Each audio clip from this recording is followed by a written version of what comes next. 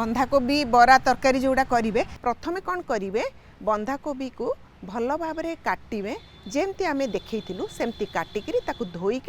गोटे काठी गुंथी देवे गुंथी दे सारापर आपण कौन करेंगे गोटे जगार किसी घोल प्रस्तुत करेंगे बेसन सुखिला लंका गुंड लुण हलदी जेतबले से बंधाकोबीटा को आपण नहीं ताकू काठी रे गुंथी थे ताकू कौन करेंगे लुण हलदी दे सिझे देवे सिझीगला ताकू बाहर करी रखिदेवे एपटे आपण आउ गोटे पैन बसई से अल्प तेल दे फुटन फुटेबे तेजपत्र फुटेबे पियाज देबे पियाज बड़ बड़ खंड करी काटिथिबे सेटा को केरेइकरी माने गोटे गोटे पाखुड़ा करी ताकू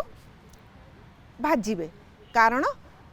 से जो चुना चुना पियाज काटले जेमती स्वाद आसे सेमिति स्वाद आसबनी जदि बड़ बड़ न काटिबे तेणु छोट छोट जिनस को आपण ध्यान से देखंतु एवं सेही अनुसार तैयारी करंतु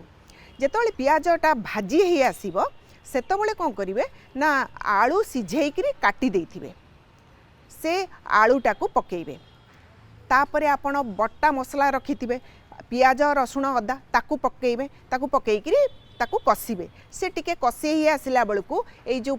आलूटा को सिझेकरी काटिकी देथिबे सेटा भी ता सहित भाजी होउतबो लुण हलदी आवश्यक अनुसार देवे ताकू भाजिबे तापरे आपण जो तेजपत्र भी तो आगुरु फुटई देथिबे एबे टमाटो को प्यूरी करिथिबे माने बाटी देथिबे ताकू भी आपण खट्टा जेतिकी खाती से अनुसार 4 चामच से बटारू देबे कि 5 चामच देबे देबे सेटा आपण ऊपर निर्भर करे एपटे आउ गोटे पात्र रे आपण तेल बसई देबे से जो सिझा बंधाकोबी को ताकू से घोल रे बुड़ई बेसन घोल रे बुड़ई छाणी देबे छाणी देले सेटा बरा परिका देखा जिवो तापर ताकू काढी देथिबे एपटे जेतेबेले मसला पूरा कसी हेई जिवो पानी देई देबे जेमती झोल हुए से झोल हैला परे टिके सिझी गला परे तार मसलार कंचापणटा चलीगला